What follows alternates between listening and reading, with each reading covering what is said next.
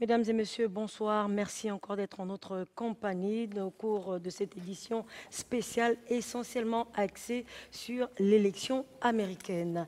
Rêve donc brisé pour Hillary Clinton qui pensait être aujourd'hui la première femme présidente des États-Unis et c'est finalement son rival républicain Donald Trump le vainqueur. Cette élection marque donc un tournant décisif historique pour les États-Unis avec Donald Trump comme 45e président des États-Unis. Quelle stratégie va-t-il mettre en œuvre pour pouvoir rassembler tous les Américains trop impulsifs selon certains observateurs? Comment va-t-il se présenter comme président de cette première puissance mondiale? Autant de questions au cours desquelles nous allons donc discuter avec nos invités ce soir ici présents. Ils sont au nombre de 3. À ma gauche, nous avons le docteur Blanchard Onanga Ndjila. Il est américaniste, enseignant-chercheur à l'université Omar Bongo de Libreville au Gabon. Juste à côté de lui, le docteur Ofanjali Obiri, américaniste, spécialiste des mouvements et idéologies de gauche. Et enfin, à ma droite, Amal Jean-Maurice Mouma Ibina, journaliste, spécialiste en géosciences politiques et stratégiques. Messieurs, encore bonsoir. Bonsoir. Merci à nouveau d'être présents pour cette édition spéciale, toujours sur l'élection américaine. Alors aujourd'hui, Donald Trump, 45e président des États-Unis. Peut-être un petit commentaire par rapport à cela? Messieurs, à vous la parole, dirais-je. Ben, à tout honneur, tout seigneur. Je vous l'ai dit hier, nous étions sur ce plateau, je disais bien que les candidats étaient atypiques, pour ne parler que de Trump, qui nous a suffisamment trompés du point de vue de pronostics. Et aujourd'hui, la raison a fait que Trump l'a emporté, peu importe la manière. Mais toujours est-il qu'en démocratie, c'est la pluralité qui l'emporte. Et aujourd'hui, il est le 45e président des États-Unis. Maintenant, il reste tout simplement les étapes du 12 décembre puis du 20 janvier 2017 pour l'investiture définitive. Docteur Ofanjali Obiri, alors vous êtes de gauche. Aujourd'hui, c'est pas votre président qui a gagné. Un sentiment de déception? C'est une catastrophe pour le peuple de gauche. J'ai l'idée, le mot qui m'est venu en tête après la victoire annoncée de Donald Trump, c'est le fait divers. J'ai vu cette élection comme un fait divers de dimension mondiale. Je l'ai vu aussi comme un signe annonciateur des catastrophes politiques à venir. À gauche, avec la défaite annoncée de François Hollande, je l'ai aussi vu, je l'ai interprété de façon générale comme l'affaiblissement des partis de gauche et la montée des extrêmes. J'ai eu l'impression que nous sommes dans une décennie des extrêmes. On a vu l'extrême gauche avec Alexis Tsipras en Grèce. On a vu la montée de l'extrême gauche avec Podemos en Espagne. Et j'ai aussi vu cette élection comme une sorte de légitimation des discours xénophobes et racistes. Et donc, moi, j'ai peur. C'est par rapport à mes affinités politiques, je dirais que c'est mon deuxième choc. Parce que en 2002, quand Lionel Jospin avait été éliminé, j'étais étudiant à l'université de Toulouse, le Mirail, depuis rebaptiser l'université de Toulouse Jean Jaurès. J'avais vu cette défaite de Jospin dans une cité appelée l'Arsenal. Et moi, j'habitais dans une autre cité appelée Chapou. Et je devais marcher après de l'Arsenal jusqu'à Chapou. Et je vous assure que j'ai eu peur quand je devais rentrer chez moi. Parce que quand on légitime des discours xénophobes et racistes, on peut s'attendre à des attaques xénophobes et racistes. C'est mon mot. Alors, docteur Onanga, c'est également votre sentiment? Non, pas vraiment. Il faut quand même un peu nuancer. Alors, le docteur Ofanjali a un peu allé je veux dire, dur dans sa prise de position. Moi, je veux dire qu'en fait, je comprends que l'on soit surpris de ce que Trump ait remporté l'élection présidentielle américaine. Mais il y a, si vous voulez, plusieurs raisons qui peuvent expliquer cet état de fait. Ce qu'il faut savoir, c'est que l'une des raisons, je vais essayer de m'apaisantir là-dessus, c'est le fait que les Américains, et si vous voulez, il y a une loi non écrite, d'accord, qui est liée donc à l'alternance politique. Je veux dire qu'avec 2 ans d'un mandat donc d'un démocrate, d'accord, il était plus ou moins dans l'inconscient collectif américain que l'on vota pour le camp de l'opposition qui était donc représenté par Donald Trump. Donald Trump, c'est simplement, je veux dire, un homme politique assez chanceux. C'est-à-dire que ça aurait été quelqu'un d'autre, mais un candidat républicain, cette autre personne aurait pu simplement remporter l'élection présidentielle américaine. Alors, je vais vous inviter à suivre également donc ce reportage après la victoire de Donald Trump. Ce reportage est signé Marie-Angèle Ngono de la rédaction de Canal 7. La Caroline du Nord, l'Ohio, la Floride, Donald Trump a remporté un à un les États clés, cumulant ainsi les voix de 276 grands électeurs devant sa rivale démocrate Hillary Clinton, qui en obtient 218.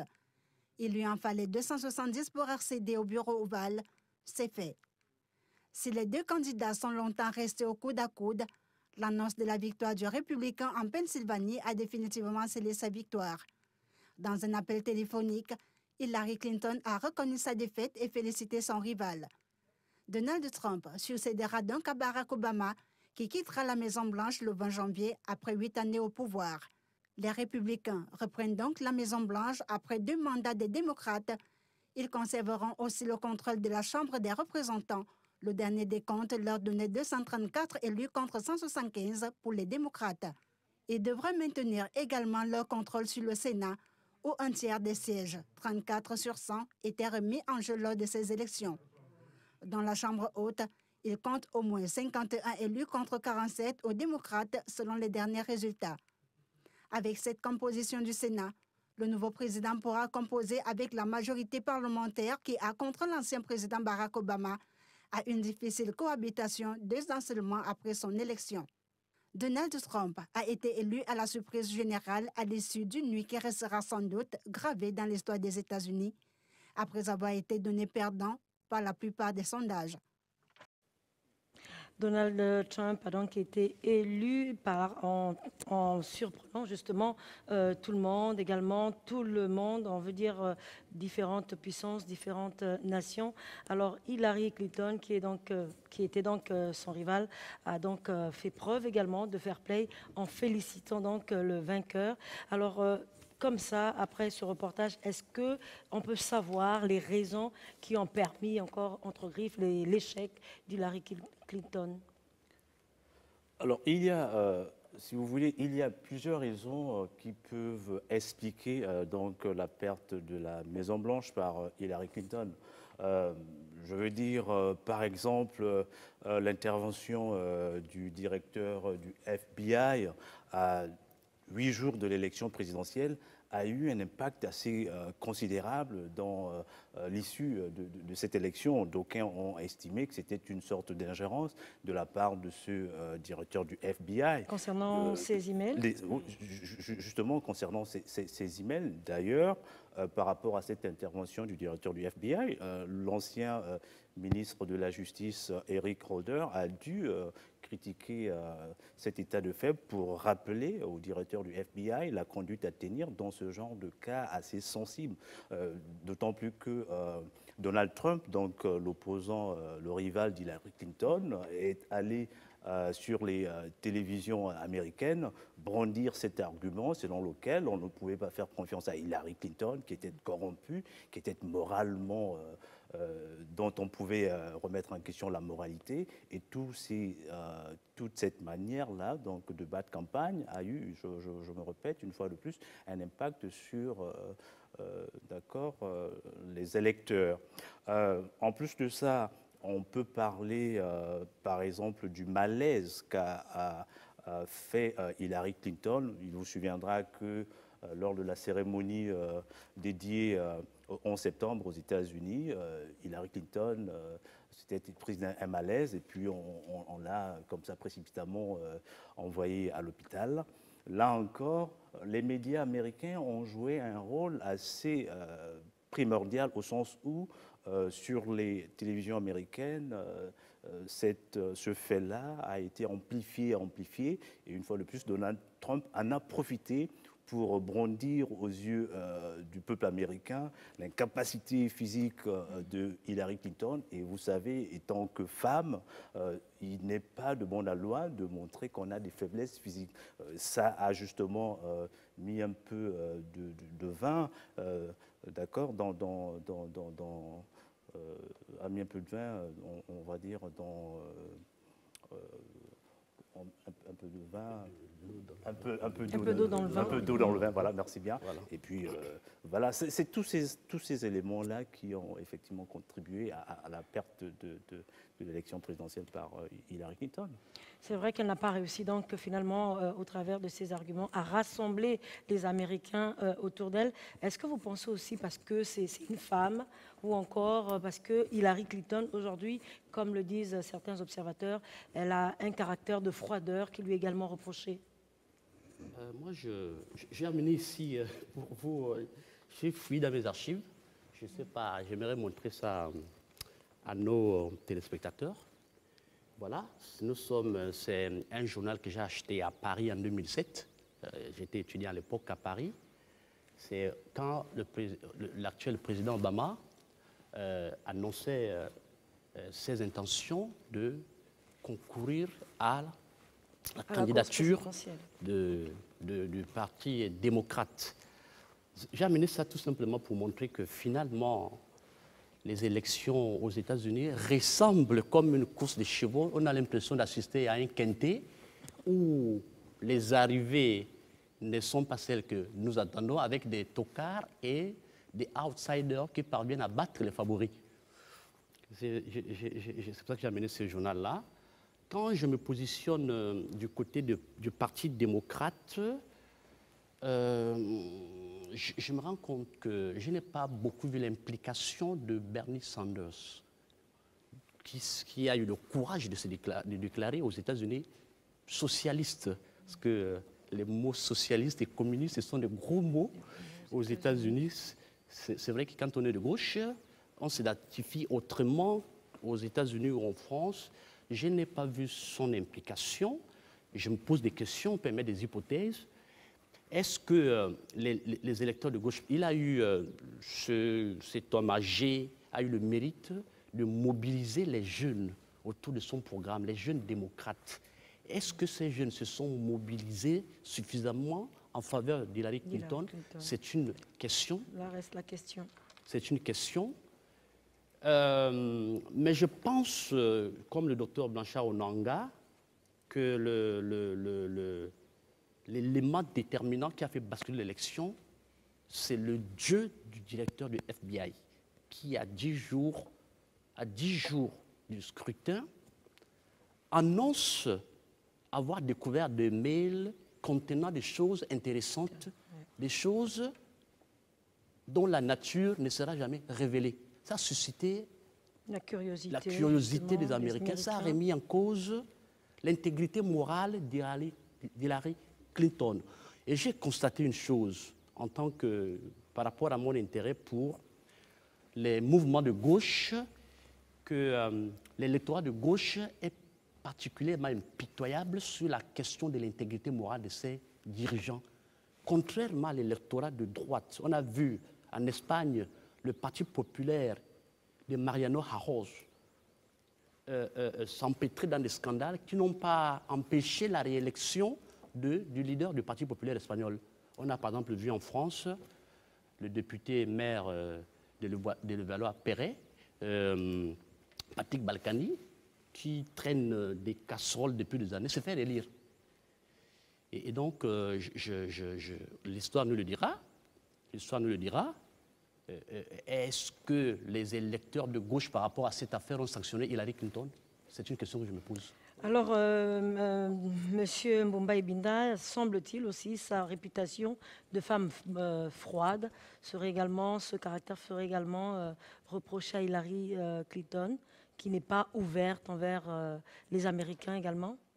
Il y a d'abord, parmi les raisons, celles que vous évoquez là, il y a parmi les raisons le fait que Hillary Clinton était ancienne sénatrice, elle était secrétaire d'État, donc elle connaissait suffisamment la politique américaine, et elle était première dame. Donc pour les Américains, c'était de la continuité infinie.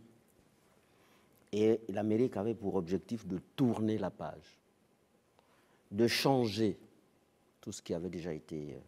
Parce que vous ne pouvez pas imaginer qu'avec 54% de popularité pour Obama, 4,9% de taux d'emploi et une embellie économique suffisamment édifiante, vous ne pouvez pas imaginer que le parti dit socialisant, que les démocrates aient pu essuyer une telle défaite. Les Américains en avaient marre. Parce que chez les Américains, aujourd'hui, il faut 2 ans, au plus 2 mandats, pardon. Deux mandats, l'intéressé doit partir. Quel que soit le résultat. Évidemment, le résultat d'Hillary Clinton est considéré aujourd'hui comme un résultat morose à travers Barack Obama. Et comme il fallait absolument changer, c'est vrai qu'on sait qui on perd, mais on ne sait pas qui on gagne. Eh bien, les Américains ont préféré jouer le fameux quintet, hein, faire un peu de l'approximation, parce que je vous rappelle que depuis hier, j'étais sur l'atypique Trump. Il est atypique. Personne ne pouvait le porter gagnant. Personne, du point de vue même de score. D'où cette surprise générale. Personne ne pouvait le vendre cher. La surprise est générale, mais moi je crois que la situation est venue du fait que les Américains connaissent une certaine pauvreté, notamment dans la campagne. Dans les villes, c'est presque la même chose, avec des crimes à n'en point finir. Il y a cette loi sur les ports d'armes qui, normalement, avait sa raison d'être, mais qui n'a pas pu prospérer simplement parce que les Américains, le Sénat américain en avait marre, étant donné d'ailleurs que c'est la majorité. Et quand les gens, l'opinion prévoit que Trump risque de ne pas satisfaire l'opinion américaine, je dis c'est quelque peu se tromper parce que les Américains aujourd'hui, après 2 mandats passés avec Barack Obama, pour qui ils n'avaient pas beaucoup de confiance, et les Américains estiment qu'il fallait quelqu'un, il fallait un outsider, il fallait un va-t-en-guerre, hein, du type Bush, hein, et Reagan, pour justement rétablir la situation, surtout sociale et économique. Alors, concernant le vote des minorités, notamment les Noirs ou encore les Latinos, on a comme l'impression également qu'il y a eu quand même ces minorités qui ont voté pour Donald Trump. En fait, il y a justement un électorat qui a voté pour Trump, qui a donné la victoire à Trump. Aux États-Unis, nous avons dit que la population avoisine à peu près, en gros, 323 millions à peu près. Voilà. Et là-dessus, vous avez 70% de la population américaine est représentée par les Blancs, majoritairement blanches. Et sur ces Blancs-là, vous avez 72% qui ont voté pour Trump, et c'est notamment les Blancs qui n'ont pas des diplômes universitaires, et les femmes blanches ont voté pour Donald Trump à hauteur de 66%. D'accord ? Par rapport aux minorités, les Noirs américains n'ont pas franchement voté pour lui, si ce n'est voté à hauteur de 88% pour Hillary Clinton. Les Latinos ont voté à hauteur de 62% pour Hillary Clinton et à hauteur de 29% pour Donald Trump. C'est donc les Blancs, d'accord, qui ont fait en sorte que Donald Trump puisse remporter l'élection présidentielle aux États-Unis. Nous disions hier que pour qu'un un candidat républicain puisse remporter les élections présidentielles aux États-Unis, il y a un certain nombre d'États assez clés, indécis, qu'il faut impérativement remporter. Et comme je l'ai dit hier, Donald Trump a remporté ces États-là. Il s'agit notamment de la Floride, de l'Ohio, de l'Iowa, de l'Arizona, et j'en passe. Et dans ces États, en Floride, vous avez un nombre assez considérable de grands électeurs, à hauteur de 29 grands électeurs. Dans l'Ohio, 18 grands électeurs. À l'Iowa, 3 grands électeurs. Le fait assez surprenant, alors là, il faut comprendre ceci. Aux États-Unis, vous avez des États qui votent traditionnellement démocrates, d'un côté, et de l'autre, vous avez des États qui votent traditionnellement républicains. Est-ce que tous ces États démocrates ont voté pour Hillary? Non, justement, c'est pour cela qu'elle a perdu l'élection, parce que les États qui votent traditionnellement démocrates, par exemple la Pennsylvanie, le Michigan ou le Wisconsin, elle a perdu ces États-là, alors que ce sont des États qui, en 2007, je veux dire en 2012, ont été remportés par Barack Obama. Et donc, si vous êtes démocrate, vous perdez la Pennsylvanie, le Michigan, le Wisconsin, vous ne pouvez pas remporter l'élection présidentielle aux États-Unis. Et c'est ce qui s'est passé. Je voudrais également ajouter quelque chose. Vous savez, en 2008, lorsque Hillary Clinton a affronté Barack Obama, je crois, si je ne me trompe, eh bien, cette dame n'avait pas pris au sérieux la candidature d'Obama, qui à l'époque était jeune, hein, très sémillant. Cette dame, se réfugiant derrière sa popularité en tant que sénatrice dans la ville de New York, elle se permettait une autorité suffisamment étoffée par rapport au candidat Obama. Je crois que ça a été, dans un premier temps, après les primaires, Hillary Clinton a pensé qu'elle pouvait, étant donné qu'elle a occupé la posture de Barack Obama, qui a fini par l'emporter d'ailleurs, alors Hillary Clinton a pensé que, bon, elle ne ferait de Trump qu'une simple bouchée. Voilà. Et finalement, elle est passée dans le chaos parce qu'elle ne s'est pas servie non seulement des machines, mais elle s'est servie des réseaux, et des réseaux qui se sont retournés contre elle-même. À l'exemple même des emails, hein, lorsqu'elle s'est fait, passez-moi le terme, tutoyer par la Russie, n'est-ce pas, le renseignement russe, qui lui donnait l'impression d'être avec elle en termes de candidature et même de campagne, alors que la Russie roulait beaucoup plus pour les républicains. La preuve aujourd'hui, la Russie fait partie des pays qui ont félicité déjà. Qui ont félicité Donald Trump. Donc ça veut dire que cette dame s'est fait flouer parce que simplement elle croyait que la Russie était de son côté. Et aujourd'hui, le résultat nous prouve le contraire. Alors avec ce... Oui, peut-être. Je voulais rebondir sur pour compléter le discours de mon collègue Dr Blanchard Onanga, pour dire d'abord, pour demander les questions que nous, les enseignants-chercheurs, on va amener à nous poser, ça va être pourquoi les bastions traditionnels du Parti démocrate ont basculé en faveur d'un homme, d'un populiste. C'est la question. Voilà pourquoi j'ai évoqué tout à l'heure la remise en cause de l'intégrité morale d'Hillary Clinton. Et je disais tout à l'heure que l'électorat de gauche est généralement impitoyable avec les questions de la morale. Peut-être pour ajouter un peu par rapport à ce que vous dites, est-ce que là on peut parler d'une rupture entre les modérés et les conservateurs? On peut parler d'une rupture entre les modérés. Je ne sais pas de quels modérés parlez-vous? Les démocrates, aujourd'hui, il y a certains États qui sont habituellement acquis aux démocrates, mais qui, aujourd'hui, n'ont pas voté pour Hillary Clinton. Il faut aussi souligner que le discours populiste, le populisme, c'est un discours qui séduit. D'abord, c'est un discours qui s'adresse aux masses populaires et pas aux élites. Et Hillary Clinton a été présentée comme la candidate du système, la candidate de l'élite. Il y a un populisme de gauche.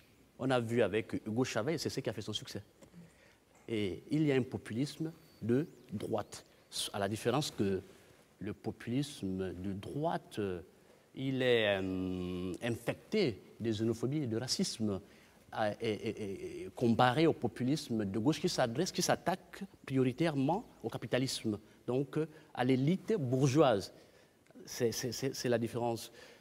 Ce qui a fait en sorte que, grâce à ces discours musclés sur l'immigration, contre les immigrés, grâce à ce discours populiste contre l'establishment, il a réussi à séduire les couches populaires. On a vu que la plupart de l'électorat de Trump, ce sont des gens qui n'ont pas de bac. Ce sont des personnes âgées, majoritairement blanches. Voilà. Et pour compléter aussi sur la question des minorités, le report de vote des minorités, le docteur Blanchard-Onanga parlait tout à l'heure des taux de 62%, des latinos en faveur de Clinton, de 85% des noirs. Maintenant, les 85%, ça représente en gros combien d'électeurs? C'est la question qu'on se pose. Est-ce que ça représente 10 millions d'électeurs? Est-ce que ça représente 5 millions? Et là aussi, l'histoire nous le dira. Oui, quand vous complétez quelque chose? Je voudrais ajouter, expliquer, si je peux me permettre, pourquoi est-ce que Hillary Clinton a perdu dans des États qui votent traditionnellement démocrates. Vous savez, lors des primaires, les primaires ont été vraiment houleuses, si je puis ainsi m'exprimer, entre Hillary Clinton et Bernie Sanders, au sein du Parti démocrate. Voilà, déjà.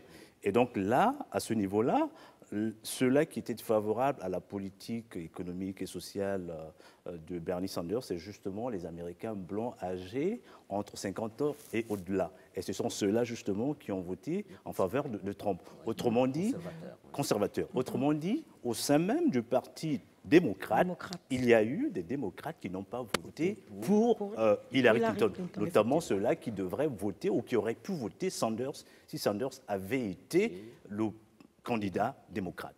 Et c'est autant dire qu'au sein même du Parti démocrate, il y a des gens qui n'apprécient pas Hillary Clinton pour toutes les raisons que nous venions d'évoquer. Il semble-t-il également qu'au niveau des Républicains, il y a une certaine division. Comment Donald Trump, aujourd'hui, va pouvoir amener la cohésion dans les rangs? Je ne sais pas si je peux prendre Non, la mais parole. allez-y, la question est posée. Moi, je crois que Trump, aujourd'hui, ne peut plus se tromper parce que lorsque vous avez le pouvoir, il faut en user. Bien. Deuxièmement, contrairement à ce que pense une certaine opinion qui se dit que Trump, vu son passage pendant les primaires, vu son langage, sa violence, son impulsivité, sa violence, que Trump pourrait peut-être se dessaisir de l'opinion internationale et même nationale pour pouvoir justement faire piètre figure. Je crois qu'il se trompe également. Et il n'y avait qu'à regarder les résultats. Une fois les résultats tombés, vous avez vu que Trump a changé de langage. Il a commencé d'abord par adopter une posture paternaliste, vous voyez, vis-à-vis même de la perdante. Il a reconnu ses qualités, certes, mais Trump sait qu'il va diriger un peuple suffisamment mûr du point de vue de la démocratie, c'est le peuple américain. Il sait que le peuple américain a des intérêts à gérer, surtout sur le plan international, en ce qui concerne la politique étrangère. En Israël, par exemple. Israël, d'ailleurs, qui a commencé à féliciter, si ce n'est que le tout premier, a félicité Trump, et qui, du coup, se rappelle le rôle de Bush et de Ronald Reagan dans la lutte contre le peuple palestinien. Alors, tout ça veut dire que ces enjeux, du point de vue, permettez-moi de revenir dans le domaine dont j'ai peut-être un peu plus d'arguments, du point de vue géopolitique et géostratégique, c'est une dimension à laquelle Trump devrait nécessairement s'arrimer, parce que là, il est question de gérer non plus la politique de Trump, mais la politique américaine, à la fois nationale et internationale. Et donc, Trump ne doit plus se tromper, parce qu'il a un enjeu à tenir. Il a des acteurs, parmi les acteurs, tous ceux qui sont des républicains. En France, vous en avez. En France, en Allemagne, vous en avez également, qui sont à ses côtés. Eh bien, toute cette, comment dirais-je, cette coalition ne peut pas laisser Trump perde la face par rapport à l'enjeu qui venait donc de se présenter. Alors, quelque chose à compléter, Oui, Monsieur bon, Manga? Bien sûr, on en parlait déjà, mais la raison de l'État, fera en sorte que Trump change de discours. Il n'a pas de choix. Auquel cas, comme je discutais avec mes correspondants américains, comme quoi si Donald Trump maintient le discours qu'il a eu à maintenir, je vais dire, durant la campagne présidentielle, il risque de faire un seul mandat à la tête des États-Unis. En ce moment-là, voilà, comme Jimmy Carter, en ce moment-là, il serait donc un président qui aurait été, que l'on aura élu par défaut. D'accord, oui. Et je ne crois pas que ça soit véritablement ce qu'il voudrait. Ce matin, il a d'ailleurs appelé à l'union de tous les Américains. Bien sûr. C'est vrai qu'il a eu un discours fédérateur, mais je suis un peu pessimiste sur le caractère démagogue, sur la démagogie. Je pense que ces discours démagogiques ne vont pas s'arrêter demain, du jour au lendemain, sauf que le chaos annoncé au Ukraine n'aura jamais lieu puisqu'il ne gouvernera pas seul. Il ne gouvernera pas seul. Ça veut dire qu'il aura les mains liées. Et bon, on dit couramment que le pouvoir est sucré. On a vu le retournement de position de Paul Ryan, le chef de représentants de républicains à la Chambre des représentants. Le problème qui va se poser à lui, c'est peut-être l'opposition idéologique. Hein? C'est l'opposition idéologique au sein de son camp. Il y a des gens qui ne seront pas d'accord avec cette prise de... Oui, son protectionnisme. S'il continue à opter pour cette voie aussi. S'il continue à opter pour cette voie, bien sûr, j'ai dit, il ne gouvernera pas seul. Les discours démagogiques ne vont pas s'arrêter. Il sera recadré forcément par les républicains. Et je disais, ce qu'il faut craindre, l'opposition viendra, comme en France, de ce qu'on appelle le frondeur, hein, au sein du Parti socialiste. L'opposition se fera sous la base idéologique. Donc, au sein de son parti, forcément, sur certaines questions, il n'aura pas les mains libres. Et je disais tout à l'heure que finalement, on n'a rien à craindre. Hein. Même s'il voulait détruire le monde, ce n'est pas lui qui prendra l'avion pour lancer les bombes atomiques sur la Chine ou sur l'Iran. Donc, de ce côté, on n'a rien à craindre, en fait. Alors, aujourd'hui, Donald Trump, président de l'Amérique, alors peut-être revenir un peu sur ses priorités durant sa campagne. Il a axé ses priorités sur quoi d'abord, essentiellement, sur quel secteur, quel plan, notamment? Bon, moi, je retiens tout simplement des mesures pêle-mêle démagogiques. Oui, démagogiques, comme la construction du mur de 1600 km entre les États-Unis et le Mexique, l'expulsion de 2 millions d'immigrés clandestins. Il parle tantôt de laisser Vladimir Poutine et Bachar al-Assad gérer la Daesh. À la fois, il promet d'anéantir Daesh. Bon, honnêtement, c'est un discours incohérent et des mesures démagogiques. C'est tout ça que je retiens. Une de ses priorités également, détruire ou abolir l'Obamacare. Voilà.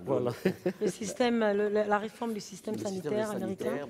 Mais je crois que c'est comme il le dit, ce n'est que la démagogie, parce que ce que Barack Obama a construit et ancré dans la tête des Américains.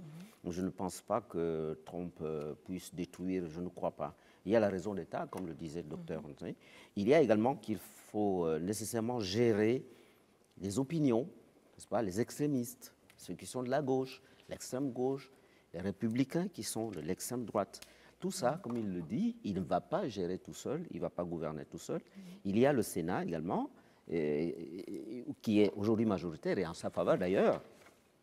Je lisais quelque part, on disait qu'il a intérêt à nommer 3 juges à la Cour suprême pour pouvoir faire son affaire. Mais je crois qu'il est suffisamment mûr. Il n'est pas jeune, il prend le pouvoir plus vieux que lorsqu'Obama l'a pris. Et donc, ça veut dire qu'il sait qu'il y a des enjeux, comme je le disais tout à l'heure, il y a des enjeux à préserver, et surtout sur le plan international.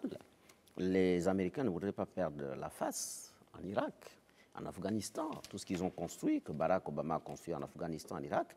En Israël, je crois, pardon, oui, en Israël également, je crois qu'il y a une petite accalmie, une légère accalmie, même si le fait que Trump vienne au pouvoir, cela revigore quelque peu la crise palestinienne.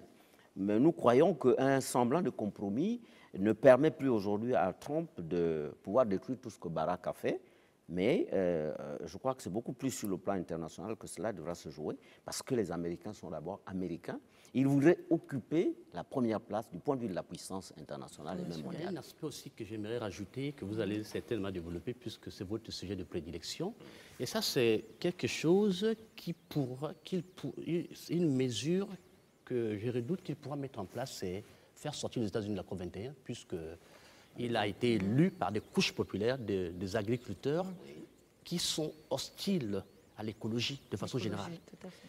Et donc, ça, c'est par contre une mesure qu'il pourra mettre en place pour satisfaire les aspirations de son électorat populaire, son électorat composé majoritairement d'agriculteurs dans les campagnes. Bon, mais je ne crois pas qu'il soit suffisamment outillé pour dissoudre la COP21. Faire sortir les États-Unis de la COP21. Peut-être. Déjà, c'est peut-être un alibi pour les États-Unis qui déjà sont réticents par rapport à la signature de cet accord.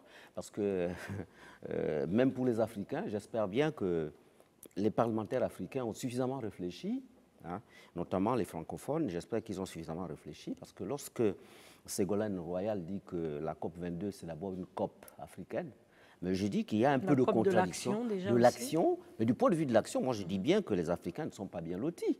Parce que moi j'ai je peux, si vous voulez, avec votre permission, j'ai ici l'accord de Paris qui date de décembre 2015. Alors je vais par exemple vous donner, il y a 29 articles, n'est-ce pas, dans cette... alors je vais vous lire comme ça, je vais par exemple à l'article 15, à l'article 5 par exemple, qui dit ceci: il est établi un mécanisme pour contribuer à l'atténuation des émissions de gaz à effet de serre et promouvoir le développement durable, placé sous l'autorité de la conférence des parties, agissant comme réunion des parties, comme réunion de parties à l'accord. Ça veut dire quoi?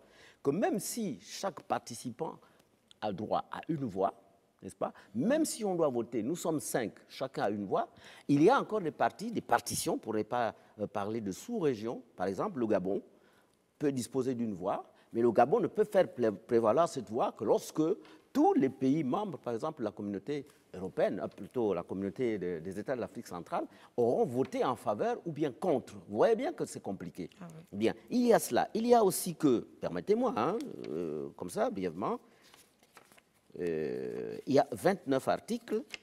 Je vais plus précisément à l'article 15, 12. Alors, les parties coopèrent en prenant, selon qu'il convient, des mesures pour améliorer l'éducation, la formation, la sensibilisation sur les effets de serre, la participation du public et l'accès de la population à l'information dans le domaine des changements climatiques, n'est-ce pas, compte tenu de l'importance que revêtent de telles mesures pour renforcer l'action engagée au titre du présent accord.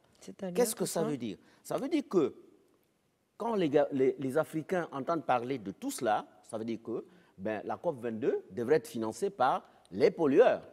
Or, qu'est-ce qu'on demande aux Africains, aux pays partis, les pays en voie de développement, les pays insulaires? Qu'est-ce qu'on leur demande? On leur demande de mettre la main à la poche. On leur demande d'appliquer l'économie durable. On leur demande d'utiliser des techniques moins polluantes, en termes, par exemple, d'élevage, en termes de production, ainsi de suite. Bien. A contrario, ce sont les industriels qui disent, par exemple, à la Chine, vous êtes plus polluante, donc vous devez beaucoup plus contribuer. Vous voyez? Et on dit aux Africains, plus vous voulez vous développer, plus vous devez appliquer des méthodes de l'économie durable, parce que, justement, c'est vous qui constituez le danger. La contradiction, c'est laquelle? Le Gabon, par exemple, a beaucoup de forêts, mais au lieu que les pays industrialisés donnent un coup de main de plus en plus intéressant au Gabon pour permettre justement aux Gabonais, plutôt que d'abattre des arbres, tout ça, d'utiliser les méthodes qu'ils préconisent. Ben, ils vont dire aux Gabonais, bon, écoutez, nous allons peut-être vous aider à gérer du point de vue de l'écosystème. Vous trouvez normal que notre parent qui est dans la forêt, qui doit manger parce qu'il va tuer du gibier, qui doit manger parce qu'il doit faire la plantation, lui dire de s'astreindre à l'économie durable, c'est-à-dire renoncer à tous ces avantages-là, je crois qu'il y a quelque chose. Et c'est pour cela que, du point de vue de cette COP, les Africains ont intérêt à réfléchir davantage, notamment les parlementaires qui doivent donner le quitus au président de la République, par exemple, de pouvoir signer ce traité. Sinon, ça risque de ressembler à la CPI, parce que la CPI, c'est également les mêmes contradictions. Les mêmes contradictions. On a mis une CPI en place pour punir les Africains plutôt que de les protéger.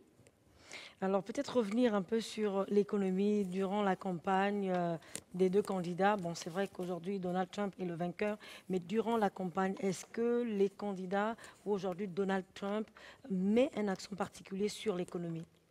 C'est comme on venait de le dire, on a remarqué que cette élection présidentielle n'était pas caractérisée, je veux dire, les candidats ne se sont pas focalisés sur les problèmes auxquels rencontrent les Américains, donc ils n'ont pas franchement bien développé leur programme. Sinon que sur le plan économique, Donald Trump a promis de baisser l'impôt, certainement celle de la classe moyenne, mais on soupçonne qu'il baissera aussi pour tous ceux-là qui sont au niveau de Wall Street. Il a promis de revoir un certain nombre d'accords internationaux, notamment ceux liés au commerce entre la Chine et puis les États-Unis, puisque bon, en ce moment, vous savez tout ce qui se passe par rapport à la dévaluation du franc, du dollar et puis de tous les petits contentieux qu'il y a entre la Chine et les États-Unis. Il faut savoir que les républicains sont donc conservateurs et c'est des patriotes. Et pour conserver justement les États-Unis, pour protéger les États-Unis contre des envahisseurs potentiels, il faut toujours mettre assez d'argent dans le budget du ministère de la Défense. Donc rehausser le budget du ministère de la Défense pour permettre aux Américains d'être toujours la première puissance mondiale sur le plan militaire. Dans le reportage de Judith Kendo qui va suivre, dont je vous invite à regarder, elle parle de l'impact de l'élection de Donald Trump sur l'économie américaine. Je vous invite à suivre ce reportage.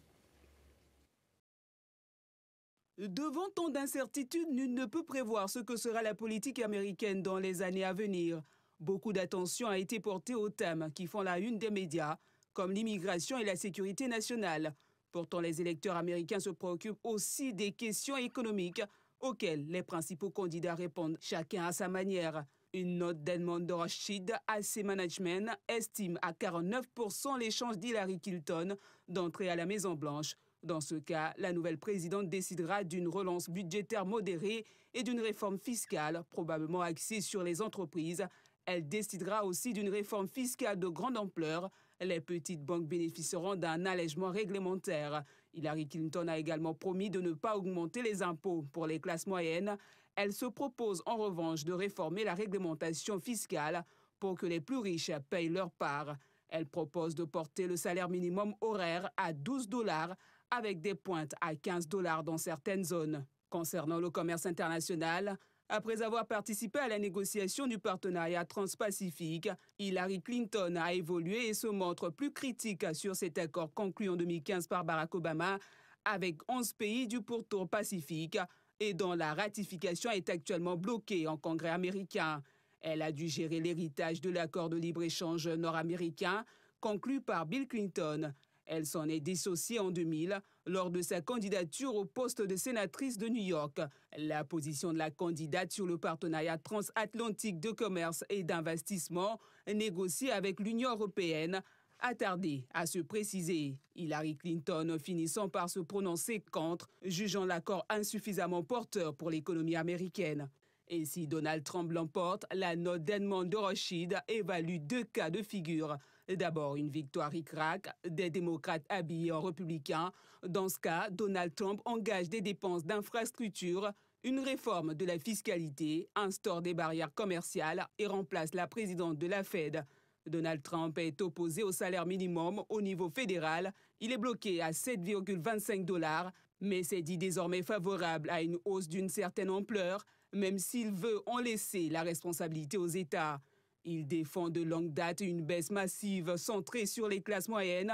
Il propose de ramener le nombre de tranches d'imposition de 7 à 3, avec des taux de 12%, 25% et 33% pour la tranche la plus élevée, contre 39,6% actuellement. Il supprimerait l'impôt sur les successions et baisserait le taux de l'impôt sur les sociétés de 35% à 15%. Sur le plan du commerce international, Donald Trump a déclaré qu'il se retirerait du TTP en juin lors d'un meeting à Sinclairville dans l'Ohio.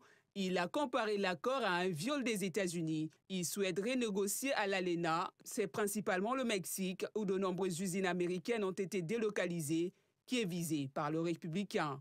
Le potentiel de croissance de l'économie américaine sera-t-il plus élevé avec Hillary Clinton ou Donald Trump? Verdict dans la nuit de mardi à mercredi.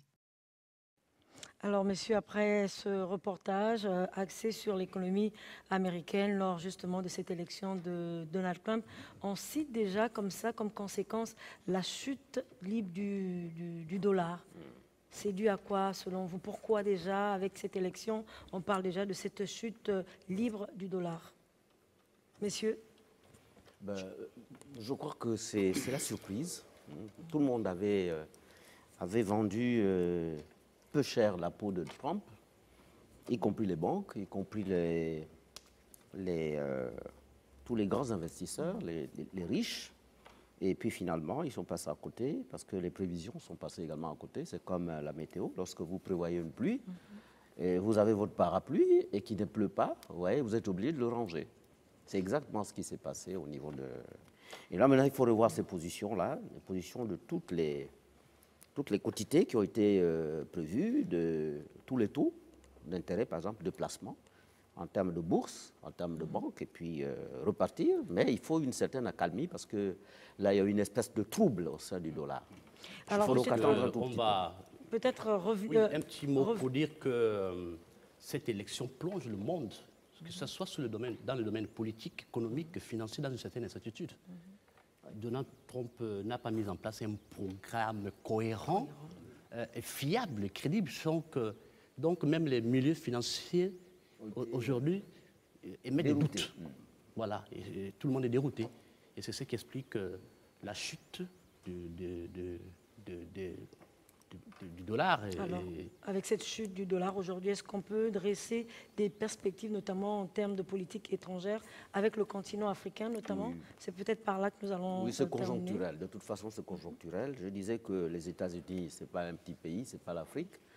C'est un pays qui a beaucoup de prévisions, qui a beaucoup de réserves également en termes de prévention. Donc, je crois que c'est une situation conjoncturelle qui va se reprendre dès lors que tout le monde se sera rassuré que la politique étrangère, par exemple, est bien menée et que, vous savez, un pays comme la Chine a beaucoup d'avoir aux États-Unis. Et donc, la Chine ne peut pas laisser une situation comme celle-là perdurer. C'est le cas de plusieurs pays qui sont aujourd'hui cotés dans la bourse américaine et qui ne peuvent pas laisser passer cette situation. Je crois que, du point de vue de la conjoncture, elle va s'améliorer au fur et à mesure que les gens seront rassurés. Perspective au niveau de l'Afrique, continent africain?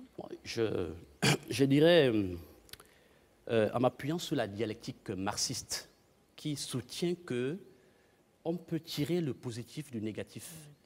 Dire que peut-être que cette élection va réveiller la communauté africaine-américaine, va ressusciter le nationalisme noir. Et je disais hier ici que nous, les Africains, l'Afrique n'est pas un enjeu vital pour les États-Unis. Je déplorais l'absence d'intérêt de Barack Obama pour l'Afrique. J'expliquais cette absence d'intérêt aussi par les désintérêts des Africains américains par l'Afrique.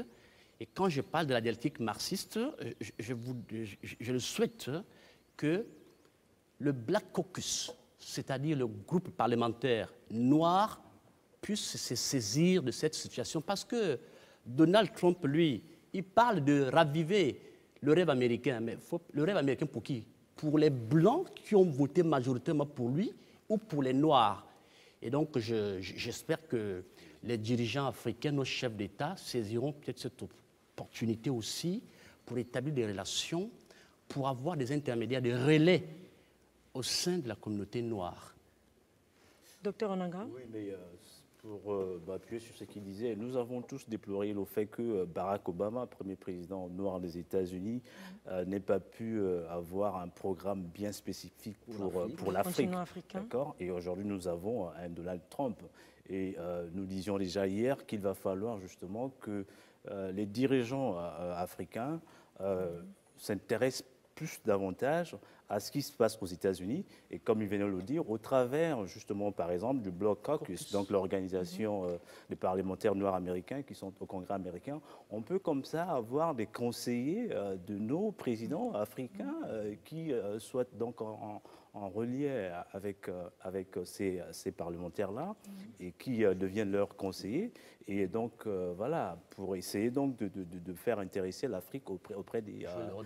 voilà, jouer un rôle de lobby, justement, auprès du Congrès américain et donc du président des États-Unis. Nous sommes déjà à la fin, peut-être très rapidement, vraiment très rapidement, quelques secondes, une minute. Je veux dire ceci, par exemple, vis-à-vis de l'Afrique, les États-Unis ont intérêt justement à revoir leur position, notamment Trump, parce que de plus en plus on parle de l'Afrique comme étant le continent d'avenir. Il y a cela, et puis bon, toutes les richesses du golfe de Guinée, des richesses qui ne sont pas encore exploitées sur le plan marin, sous-sol et autres.